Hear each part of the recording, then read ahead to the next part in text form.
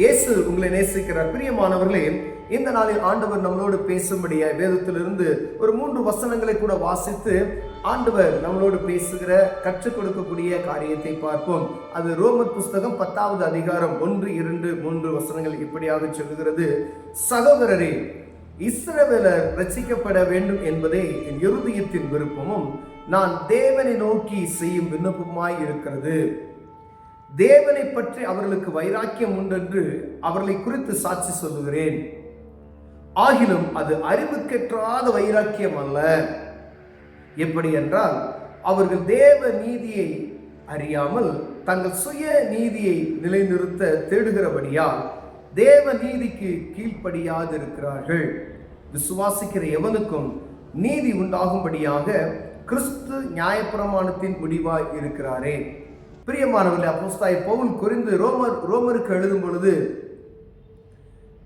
அந்த ரோமபுரியில் இருக்கக்கூடிய மக்களுக்கு, சகோதரரே, இஸ்ரவேலர் எல்லாரும் ரட்சிக்கப்படுவதே என்னுடைய விருப்பமாய் இருக்கிறது, ரட்சிக்கப்படும் என்பதே என் இருதயத்தின் ஏக்கமும் தவிப்புமாய் இருக்கிறது, யாரும் ஒருவரும் கெட்டு போகாதபடிக்கு என்னை போல அவர்களும் ஆண்டவரை இயேசு கிறிஸ்துவை அறிந்து கொள்ள வேண்டும். ஏன்னா மேசியாவை அவர்கள் அறியாது இருக்கிறார்கள், இயேசு கிறிஸ்துவை அவர்கள் விசுவாசியாது இருக்கிறார்கள். அவர் இயேசு கிறிஸ்து மெசியா ஒன்றும் வரவில்லை என்று இருக்கிறார்கள். அதனால அந்த இருக்கிற ஜனங்கள்லாம் இந்த கிறிஸ்துவின் அன்பை அறிந்து கொள்ளும்படியாய் விரும்புகிறேன். எப்படியாவது அவங்க ரட்சிக்கப்படணும்னா இயேசு கிறிஸ்துவை அவங்க அறிந்தால் மாத்திரமே ரட்சிக்கப்பட முடியும். பிரியமானவர்களே, இயேசு கிறிஸ்துவை அறியாதபடிக்கு ஒருவனும் ரட்சிக்கப்பட முடியாது என்பதை நாம் நன்றாக புரிந்திருக்க வேண்டும். ஏன்னா இஸ்ரவேல் ஜனங்கள் இயேசு கிறிஸ்துவை விசுவாசிக்க மாட்டேங்கிறாங்க. எப்படியாவது அவங்க ரட்சிக்கப்படணும். அவங்க ரட்சிக்கப்படனால் இயேசு கிறிஸ்துவின் அன்பை அவர்கள் அறிந்து கொண்டால் மாத்திரமே அது முடிவாகும். பிரியமானவர்களே, ஏன்னா அவங்க மெசியா வருவார், அவருக்காக ஒரு கதவு அடைக்கப்பட்டு இருக்கிறது, அந்த வாசல் வழியாக தான் வருவார் என்று அவருடைய அந்த நம்பிக்கை. ஆனா கிறிஸ்து அங்க வந்துட்டார், ஆனா அதை அவர்கள் அறியவில்லை. ஆனா பவுலடியாருக்கு அவர் தரிசனமாக நிமித்தமாய் பவுல் துன்பப்படுத்துகிற சபையை துன்பப்படுத்துகிற மனிதனாய் இருந்தார். அதனால அவர் ஜனங்களை துன்பப்படுத்தும்படியாய் கடிதத்தை வாங்கி கொண்டு போகும்போதுதான் கிறிஸ்துவை சந்திக்கிறார். நீ துன்பப்படுத்துகிற கிறிஸ்து நானே யாருன்னு கேட்கிறார். ஆண்டவரே, நீங்க யாரு அப்படின்னு சொல்லி கேட்கிறாரு பாருங்களேன். அப்ப நீ துன்பப்படுத்துகிற இயேசு நானே அப்படின்னு சொல்றார். அப்பதான் ஆண்டவருடைய சமூகத்தில் அவரை அர்ப்பணித்து அவரை ஒப்பு கொடுக்கிறார். பிரியமானவர்களே, உடனே ஆண்டவருடைய சத்தத்துக்கு செவி கொடுத்து அவர் ஆண்டவருடைய ஊழியத்தை தொடர்ந்து செய்யும்படியே எவ்வளவுக்கு எவ்வளவு அவர் அந்த வைராக்கியத்தில் இருந்தாரோ அதே வைராக்கியத்தை காட்டிலும் அவர் தீவிரமாக சுவிசேஷத்தை அறிவிக்கும்படியாய் அவர் தீவிரப்பட்டதை நாம் பார்க்க முடிகிறது. அவர் தான் எழுதுகிறார், இந்த ஜனங்கள் எப்படியாவது ரட்சிக்கப்படணும் அப்படின்னு சொல்லி. இப்ப வெளியில உலகத்தில் இருக்கிற ஜனங்கள் எல்லாம் விசுவாசத்தின் நிமித்தமாய் கீழே விசுவாசிக்கிற எவனுக்கும் நீதி உண்டாகும்படி கிறிஸ்து நியாயப்பிரமாணத்தின் முடிவாய் இருக்கிறாரே. நம்ம விசுவாசத்தின் நிமித்தம் இயேசு கிறிஸ்துவை நாம் அறிந்து கொண்டோம். ஆனால் இயேசு கிறிஸ்துவை அறிய வேண்டியவர்கள் அறியாதபடிக்கு அவர்களுடைய நியாயப்பிரமாண புஸ்தகத்தின் ஒரே முடிவாய் அவர்கள் இருக்கிறார்கள். நியாயப்பிரமாணத்தையும் கடைபிடிக்க வேண்டும், ஆனால் கிறிஸ்துவே நியாயப்பிரமாணத்தின் முடிவு என்பதை அவர்கள் அறியாதபடி இருக்கிறார்கள். அநேகர் இதே போலதான் நம்ம ஆண்டவரை அறியாதபடிக்கு கிறிஸ்தவர்கள் என்று நாம் பெறப்பட விசுவாசத்தின் பிள்ளைகள் என்று சொல்லிவிட்டோம். ஏதோ ஒரு வரையில கிறிஸ்துவை அறிந்து கொண்டு விட்டோம், ஆனால் கிறிஸ்துவை முற்றிலும் மறைத்துவிட்டு நாம் வேறு ஏதோ ஒரு காரியத்தை நாம் செய்து கொண்டிருக்கிறோம் என்பதில் சந்தேகமே இல்லை. பிரியமானவர்களே, நியாயப்பிரமாண புஸ்தகத்தின்படி நமக்கு எழுதப்பட்டு இருக்கிற ஒவ்வொரு காரியமும் தெளிவாக ஆண்டவருடைய கற்பனைகளும் அவர் நம் கடைபிடிக்க வேண்டிய காரியங்களும் ஆண்டவர் எழுதி கொடுத்திருக்கிறார். ஆனா பாருங்க, அதே சபைகள்ல ஆண்டவருடைய இயேசு கிறிஸ்துவை பிரதிபலிக்க விடாதபடிக்கு அப்படியே மாறுபாடான ஒரு சுவிசேஷத்தை நமக்கு அறிவிக்கப்பட்டு கொண்டு இருக்கிறது என்பதை நாம் புரிந்து கொள்ள வேண்டும். வேத புத்தகத்தை நம்ம வாசித்தால் மாத்திரமே இந்த தெளிவு உண்டாகப்படும். பிரியமானவர்களே, நம்ம எந்த சபை மக்களாக இருக்கலாம், அநேக பிரிவினைகள் உண்டு, ஆனால் ஒருவரை தான் நம்ம ஆராதிக்கிறோம் என்பதை மறந்து போய்விடக்கூடாது.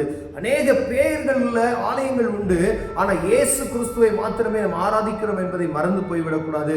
கிறிஸ்து இல்லாதபடி ஒருவனும் பரலோக ராஜ்யத்துக்கு நுழைய முடியாது என்று வேதம் சொல்லுகிறது. ஏன்னா அவருடைய இரத்தத்தினாலே நாம் மீட்கப்படணும்.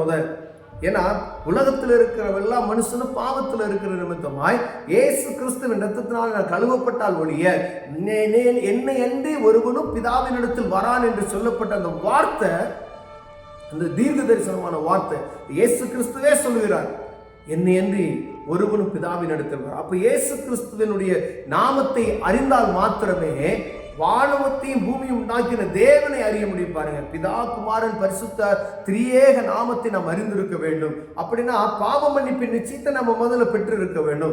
ஏதோ ஒரு காரியத்தில் யார் மூலமாவோ இயேசு என்ற நாமத்தை நம்ம அறிந்து கொண்டோம்.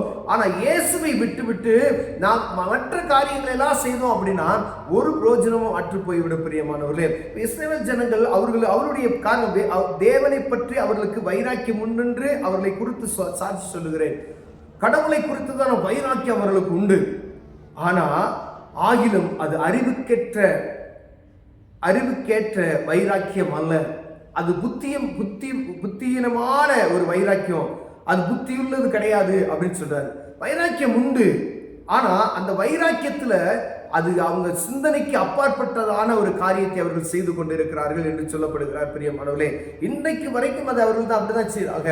ஆனா ஆண்டவருடைய சித்தத்தின்படி அநேகர் ஆண்டவருடைய இயேசு நாமத்தை அறிந்து கொண்டார்கள். அவர்கள் எல்லாரும் ரட்சிக்கப்பட்டு கொண்டிருக்கிறார்கள். ஒரு குறிப்பிட்ட ஜனம்தான் ஆண்டவருடைய வருகை அது சீக்கிரத்தில் இருக்கிறது நாம் அறிந்து கொண்டோம்.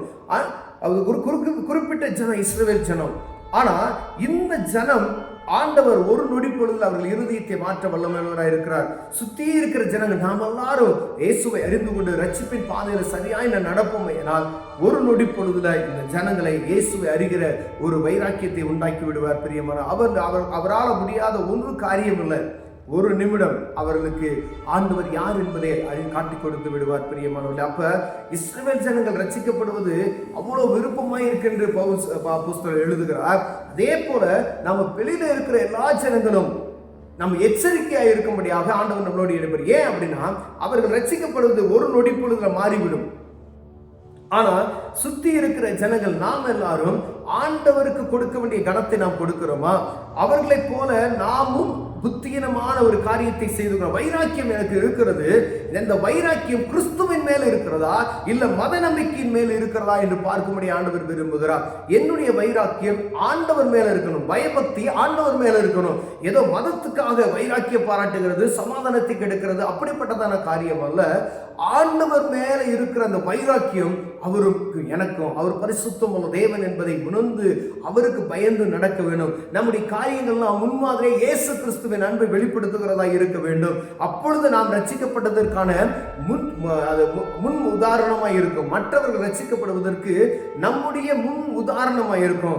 பாவத்துக்கு விலக்கி இருக்கிறோம், கோபத்துக்கு விலக்கி இருக்கிறோம், எல்லாரையும் அன்பு கூறுகிறோம், மற்றவர்களுக்கு நமக்கு ஒரு வித்தியாசம் உண்டு என்பதை மற்ற ஜனங்கள் பார்த்து அவர்கள் கிறிஸ்துவினுடையவர்கள், இவர்கள் இயேசுவை சொந்த இரட்சகராய் ஏற்றுக்கொண்டவர்கள், இவர்கள் கிறிஸ்தவர்கள் என்பதை மற்றவர்கள் சொல்லி அவர்களும் இந்த காரியத்தை ஏற்றுக்கொள்ளும்படியே இவர்கள் மாத்திரம் வித்தியாசப்படுகிறார்கள் என்பதை புரிந்து கொள்ள வேண்டும். பிரியமானவர்களே, அப்ப காலம் கடைசியா இருக்கிறது.